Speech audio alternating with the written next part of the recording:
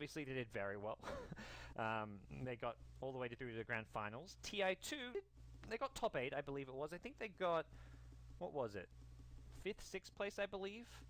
They beat Orange Esports in that epic Wisp Tiny game where Mushi was farmed out of his mind on Morphling. Orange was ahead by about 20k gold, and then they lost. I think it was like a... I don't know if that was the lower bracket or what, but that was the elimination match where a huge comeback came from a Wisp Tiny, and then I think they lost their next match in the 5th, 6th place decider. So the EHOME team was around in Dota 2, but what this EHOME brand is most well known for those of you who aren't familiar with EHOME, was the Dota 1 days. Going back to like 2009 was the year of EHOME, and this team won everything. They won every single Dota 1 tournament out there. They were dominating SMM, going over to France to play in ESWC. They had 7-1 who coached the DK team last year as well as is now coaching the new EHOME team. He was coaching them and would go around with this little black book of strategies and drafts and picks and bans and info and teams, and just... The EHOME were just the most serious Dota 1 team out there and would just beat everyone. This is probably the most famous brand in Dota. The brand with the most history, at least. So, for those of you who don't know EHOME, it is a big name. It's a big deal. And by 2009, I mean 2010. I think I said 2009, but it's the EHOME 2010. But a team that's been dominating throughout the Dota 1 days, throughout Dota 2, they did pretty well. They definitely had a good start. TI1, they were the best Chinese team, but back in the Dota 1 days, this is a historic team. So, a bit of history there for you, you Dota buffs. And well, as it is right now, they're looking to rebuild that name. 7-1 once again in the coaching seat, and we'll have the horn ring and things develop here. As G-Guard, the Meepo pick for them. They're looking to contest this top rune, but a Bristle Bloodseeker, two very tanky-ass heroes, and it's going to be the bounty rune going the way of the Bloodseeker. And bottom lane, Ahaya gets the double bounty rune. He gets the other one, and it's going to go to the Faceless Void. So things going to be developing here with a mid lane Wind Ranger versus Meepo matchup. They do put Johnny mid with boots first. Interesting. Normally you see like normally it'd be like the bottle rush here, so a bit of a different build from him. He's oh, not going to get that poof, so it cancels it, and he's already taken heavy harass. This is a matchup where Wind Ranger should win. You've got the Null Talisman, triple branches, a lot of early game stats. Support's almost going to need to help out Johnny here. He does get a nice couple of CS there, but this is going to be a hard time for him to get up to his bottle, assuming that's what he wants to go for. Early Sentry Ward from Dabe, and he's going to look to de-ward some of this vision for EHOME. Oh. KYX1 and Ling are going to be going for that dual lane here, and you look at this jungle, a lot of it has been blocked off, knowing that the Meepo's power can come from catching up and farming those stacks. Johnny, though, doing a decent job of getting up to 400 gold here. At this stage, he's just looking to get as much CS as possible and take as little damage as possible. Top lane is the Dazzle Axe. With Lycanhowl, these lanes all a bit more potent. Helps out Meepo in the mid lane with a bit of bonus damage. I mean, 43 base damage, give him that plus 14, and suddenly he can do a whole lot more. Axe, ooh, thinking about a call up top. Doesn't have his boots yet, just going for the magic stick against the Bristleback in the early game, and bottom lane is going to be Lycan and Void duking it out. Poor man's shield on the Void means Lycan is actually not getting too much out of these trades. And yeah, it is the jungle Bloodseeker. Poor man's shield, Quelling Blade, he's been pulled a few tangos and just going to use that Blood Rage constantly to heal yourself back up as needed, so...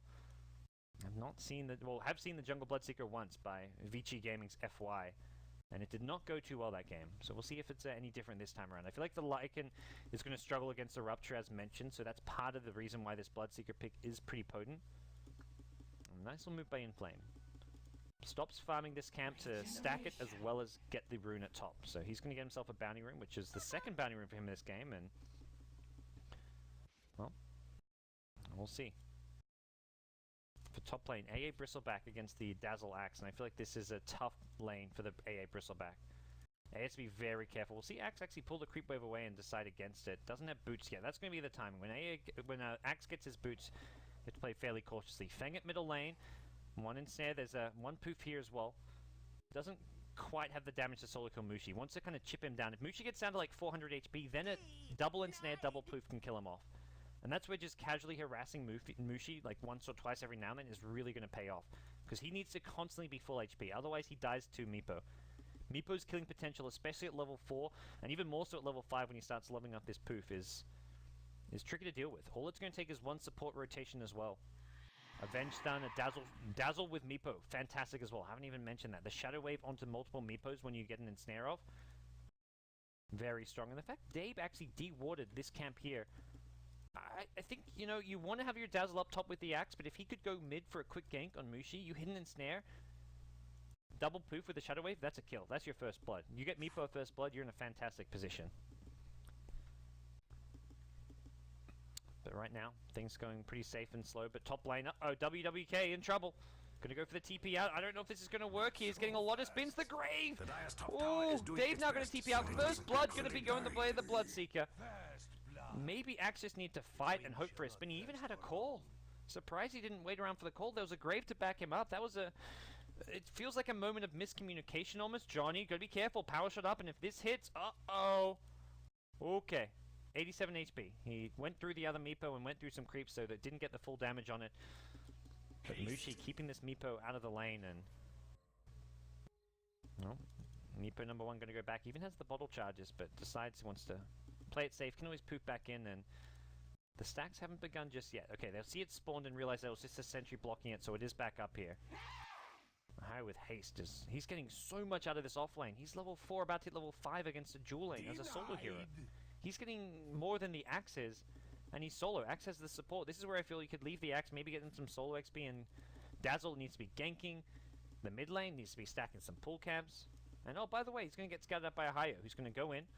Look for some bashes. He has gone full offensive here. Hayo actually has 2 points in the bash. Doesn't get any, unfortunately. Otherwise, that would have been a sad, sad day for the Dazzle. And lanes just don't seem to be going all too well for G-Guard. And the two supports both under-leveled compared to EHOME, who are all level 4+, and this Hayo Void is about to hit level 5. We'll get zoned out now with the supports coming in as well. And once again, Meepo, I think he's taken quite a bit of damage. Spending a lot of time sending these Meepos back to base to heal. Has not been stacking up camps. No stacks anywhere for Meepo. And again, Void. Still just level 4, but he wants to go in. He gets the bash now. There's a Meepo and snare, but this is an easy time walk out. The power shot! Oh, Mushi almost gets the snipe there from long range. Level 3 power shot doing a lot of damage there to Dave.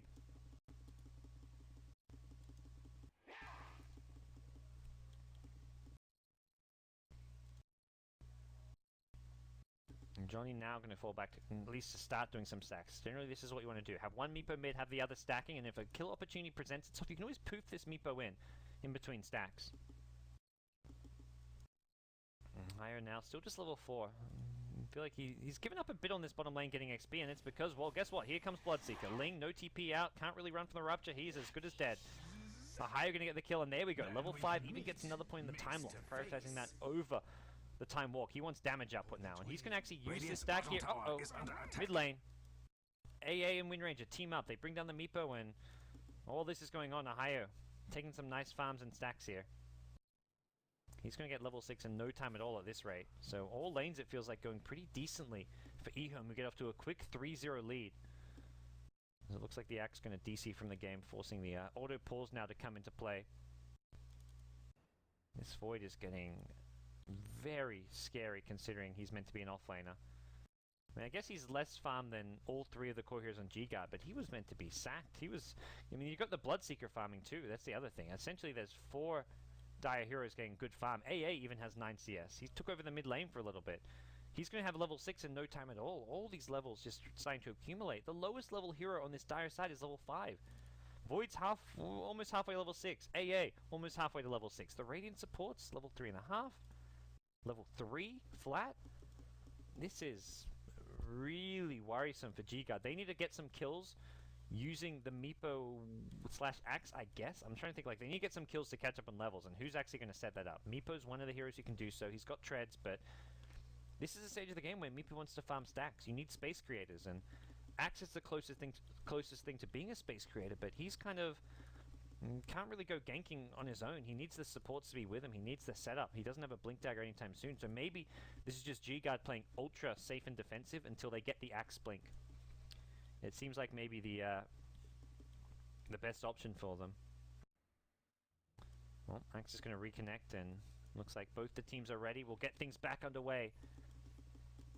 Mushi and Ohio taking on some of their previous teammates, KYXY and Ling, of former Orange Esports fame, and well, there we go. Bristleback kills the Axe in top lane, somehow manned up and fought him. Okay. Mushi at mid lane, meanwhile, still pressuring things here. As the unpause comes unexpectedly. Meepo, he's struggling a bit. He's going to get the observe wards off the courier and use that to help himself out. So Meepo, going to run into in lane here. He's level 7. 3 points in the thirst, and Rupture is available. But he's trapped in a bad spot. Going to get shackled up. Here comes your Bloodseeker with a silence. Will it hit in time? No. Close, but no cigar. WWK TP'd into, well, probably the worst spot he could TP into. Bloodseeker, once the last hit will get it. He heals himself back up a little bit using that Blood Rage. Meepo TP's once more into the lane, but not much he can do. Meanwhile, bottom lane. The push is on. There is a Void looking to kind of draw this creep wave away. This is actually a cool little play. He's going to take this creep wave on a little journey. Meander on through the Radiant jungle with this creep wave. Now KYXY maybe forced to pop his ultimate. He's not careful. Ice Blast is there. This is going to get both. KYXY in trouble. Gets bashed up. No, he didn't get hit by the Ice Blast. Ohio wants the kill, and this Grave is about to wear off. He's going to get the kill on KYXY. Bristleback still alive as well on 100 HP. 2 dead at the bottom lane, and G-Guard find themselves down 0 kills to 7. Radiant's top tower is under EHOME going to be thrilled with how things started off here. Everyone has reached level 6 as far as supports go. Everyone is getting decent farm. Even the AA as a hard support is level 6 and going to find himself an empty top lane. He is up against the Axe up here, so may have to back off when he sees his Axe, who can zone him out pretty well, but this is not how you want your Meepo play to work. This is not a kind of comeback hero, per se. I mean, it is to some sense if you have space creators, but this is a game where it feels like Meepo is the one who's meant to be creating space for Lycan to split push. Until Axe has a blink, he's not really able to help the Meepo catch up, or really even able to fight around the Meepo, so doesn't feel like G-Guard have a plan B with this for a slow start. Ohio now at bottom lane with a Chronosphere ready to go. Could be calling for an Ice Blast fairly soon, saying, look, I can kill this Lycan, I just need the Ice Blast, and he's going to fall into the jungle. Inflame is there, and Rupture is available. They're going to go for it. KYXY going to pop the ultimate. Okay. They're going to silence him up, but he has already got the ultimate off. Problem is he can't run. There's Rupture. He'll just die to that. Popping the ultimate not going to help when you're Ruptured, because you can't run anyway. Meanwhile, bottom river, Mushi looking to fight things out here. He's got a Midas already completed. 9 minutes in with Boots, Bottle, and Midas up. Top lane being pushed down all over the map. EHOME are just accomplishing stuff. For the Radiant. Be it kills, be it tower pressure, be it forcing TPs out, forcing rotations. They are the ones everyone is creating space. Where you look at G-Guard and no one's creating space. No one's accomplishing much. WWK is trying to do what he can here at the mid lane. Mushi actually will take a bit of damage, but gets rid of the Battle Hunger quite nicely. And just level 1 Battle Hunger, but still pesky to have. So top lane, here comes the tower kill, and Bristleback going to get that. That's his Vanguard. Not so radiant anymore. Looks to be going for maybe like a Crimson Guard Rush, or even just the casual Vanguard. A nice one to have, especially at 10 minutes in, with a Treads Vanguard Magic Wand pickup. The Ice Blast goes flying through, and I'm not going to see too much more out of that one. KYXY shows himself at the top lane, and he's going to have backup here. Yang, ZYF does need to be a bit careful. It seems to be bottom lane where Bloodseeker is headed. He's been the one constantly roaming around. This does not look like a support Bloodseeker. He's been jungling, getting a ton of farm. Silence on Ling, going for the TP out. Needs a bash. Can he get it? No. Got about 2 right clicks off there, and, well, 20% chance on the bash is not enough for Ohio, but they still more and more pressure. These hero levels, level 4 supports at 10 minutes into the level 7. Minimum level on EHOME, level 7 on the AA. That is worrisome. Johnny's picked up Ogre Club. He's just going to be rushing the Ag Scepter, I imagine, as your kind of standard Meepo build, and just trying to tank up as much as possible for himself and his Meepo illusions. Some good damage coming out with the Ice Blast, and Johnny just going to, poof back to base. He's like leaving one Meepo at Fountain just because of how bad the situation is with this game. I don't know what the plan is. You try to sneak a Roshan maybe if you're G-Guard. Smoke into Roshan with the Venge plus Lycan. Other than that, I don't know what else you do. You can't really smoke into a fight here. You've got no good initiation. Just the level 1 Ensnare. No blink on your Axe. Magic Missile is like your only kind of reliable initiation. Even that has got a pretty short cast range. You can see here. That is not exactly long range initiation. So at this point, you can't fight, you can't really gank too easily. You maybe just try sneak a Roshan. Radiant's bottom tower But doing so under is hard. attack. You've got to get past EHOME, who have kind of surrounded the mid lane and the Radiant jungle. Smoking past them is not going to be an easy feat, and, well, G-Guard, it looks like they may be going to try and fight here, but has seen better how days. could they be able to do so? We'll have to find out. Meepo has no TP, so they're top fighting tower without is him. under He's a lot attack. of their damage if they want to try and fight. that's got to hurt. KYXY in the trees. Gonna get hit Radiant's by bottom the tower is shackle, under get attack. graved up. They're not gonna I pull feel this one up. They sad don't for want to them. dive. Too many heroes Dire's are top here. tower Inflame is is under blade attack. mailed up, and the Ice Vortex is gonna cover his retreat. As it looks like he's gonna quickly realize this is maybe not the fight to take. Ahios now showing up. He's brought a creep Radiant's wave with bottom him, tower says is under attack. the more the merrier here in the mid lane. So they see him coming, ready with a Chronosphere, but just because you see him coming does not mean you can find him. That's the thing. The Radiant's bottom EHOME tower are kind has of just seen better days. swarming the mid lane and not hiding the fact that they're down here. They're very transparent about the fact that they are here looking to gank and fight. There we go. Catch Meepo and a Chronosphere. Not the Chronosphere he was looking for, was trying to get more. But Grave is on cooldown. Johnny... Oh, he gets the poof out! 45 HP. Just barely gets out of there. Higher now in a bit of trouble here. Whoa, doesn't get dunked. The silence comes into play, but it's still a kill. They will get the counter kills on the Axe and the Vengeful Spirit. Now the chase is on, looking for the Bloodseeker. Inflame just going to turn and fight. But KYXY with the lifesteal, still barely healthy. And no mana for a Shackle for another couple of seconds here. First good fight of the game, coming off of an average Chronosphere. The fact Johnny escaped as well was the big thing there. If he died, it's probably worth it for EHOME, but 2-for-2 trade going the way of the Malaysian squad, or the fully Malaysian squad, with EHOME being a mixed Malaysian-Chinese team. Fortification ZYF, in though, place. he's not done. He wants this tier 1, and with a Crimson Guard already complete, he probably gets this. Why not? Easy. Alright, no deny coming in. Yang turns his back on them. The Axe is going to force him forward, and Yang actually may be in over his head. He pops the Crimson Guard, but that's not going to save his life. Axe gets the dunk once, some more, but Mushi, already having backed off, is going to be in the clear. Meepo. And damage from the Geostrike. You can have that Crimson Guard, but the Geostrike damage does, I believe Geostrike does go through.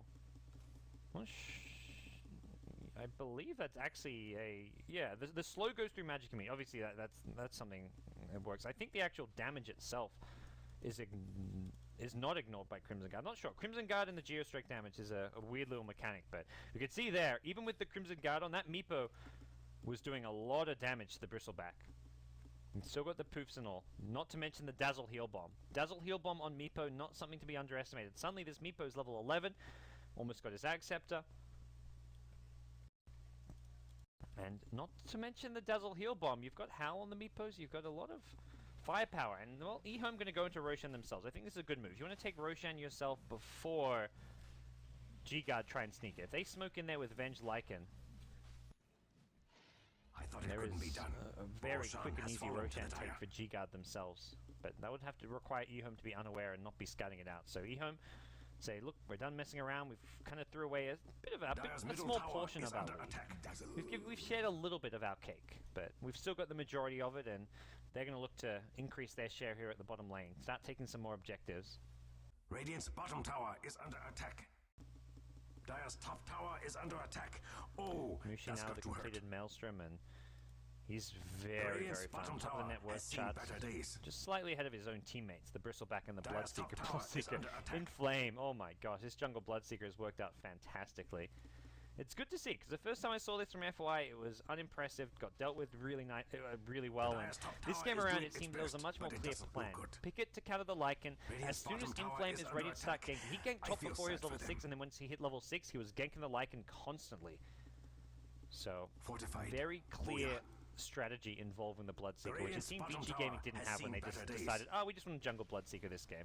Radiant's bottom tower has fallen. Top lane is where the Ice Blast is going to be headed. Dire's top tower Seems is they under maybe want attack. to defend this one. Here comes the blast. It's going to be an early TP. Should force him back. The Vengeful Spirit gets out of it. And will probably TP, it looks like. Yep, just barely does get out of there. Some EHOME heroes stay around in the enemy jungle. Mushi going to farm it up here, and Axe really pressing his luck. Lingering with a Blink Dagger now complete, so important item for WWK to have to give G-Guard some kind of fight potential. Johnny going to get close to his Aghanim Scepter. Still such a tough game. Playing comeback anytime as a Meepo is never fun. Bottom lane, KYXY, Shackle, Ice Blast, brought down. If you're playing from behind, under-leveled, and just not a head-on farm as a Meepo, it's always so tough. You need to be a head-on, like, you need to be the highest level in the game, essentially, on this hero. And right now, he's 2 levels behind Mushi. He's behind farm on 3 different enemy heroes. Radiant's top tower This is is just not under a place attack. you want to be. Mushi now going to get, well, not Mushi, it's going to get Mushi as well as a high, going to catch out Johnny. Dominating. Down goes Radiant's Meepo. gold The tower is observable under vision for attack. EHOME, just About time. too much to deal with. And the entire time, Yang's just up top, he's pressuring the tier 2 tower and has Aegis in hand, so there's no real threat to that's his not life good as he for the picks up a Radiant. Sange. And both him and Bloodseeker both looking so tanky right now. Axe can blink in, but he can't really get this kill without someone like the Meepo plus Dazzle for the heal bomb. Not to mention the Meepo to lock the Bristle back in place. And EHOME looking good. The team that recently won the D2L in Vegas under the name of LB Gaming, now sporting the EHOME brand. Finding their footing here. Well, they've done more than that. They're crushing the playing field in the Dota 2 Asia Championships. 8-0 should they win this game. Radiant's Still have a top lot of the tower tougher is under opponents attack. to verse. Looking at probably CDEC and HGT as 2 of the favorites in the Asia qualifiers. Teams that are kind of on the cusp of that's not good teams that for the actually take Radiant. games and constantly battle the tier 1 teams. Your LGDs, your Vici Gamings. We saw HGT in the grand finals Radiant's top of tower no I-League longer just not long radiates. ago. Even if they fell flat there, they did beat Vici Gaming twice during I-League. So you got to say HGT is one of those teams you look out for. CDEC, team to look out for as well, and there's still these opponents awaiting EHOME. So don't want to hype up this undefeated streak too much just yet, but it's definitely a fantastic start, and well, I mean, you can't have anything better right now as far as momentum going their way and using different picks along the way. They're not just sticking with the same thing, it seems. They're kind of The adapting Radiant to should their really do opponents and something just about also that just middle experimenting with their own drafts and seeing what exactly can work for them. Developing their own playstyle as a fairly new team. Mushi and I have been playing with them for a few weeks now and it seems to be working out well for the EHOME squad. Crew will make it back to base. That's the Acceptor for Meepo, so he gets out the extra Meepo. Uh-oh, Axe forced to run out of the silence. He doesn't really want to fight this one. The Ice Blast is going to be there, and, well, that's the end of his life. A Grave wouldn't have even saved him because of the Ice Blast. Now Yang going to lose his Aegis, perhaps. Let's get off the Crimson Guard. He's going to have that second life coming in soon, but Johnny's there waiting for him. Someone needs to go in. It's going to be a Void with a Chronosphere. Catches them out. Takes a lot of damage from the Hill Bomb, but Dave walks in. And now it's going to be a dead Meepo. Haya still standing. The Masker Man is making him take extra damage, but it doesn't seem to matter. Bloodseeker's got a couple more, and it's a full team wipe. 18 kills to 3. 19 minutes. GG is called. EHOME undefeated. 8-0 now. They're going deep into this Dota 2 Asia Championship, making their mark known. They want to get to that LAN finals where over $1.6 million is up for grabs. And the first step is getting there. This is just a qualifier. They're looking to join the likes of Na'Vi, Hellraisers, as well as Power Rangers, who will be representing Europe.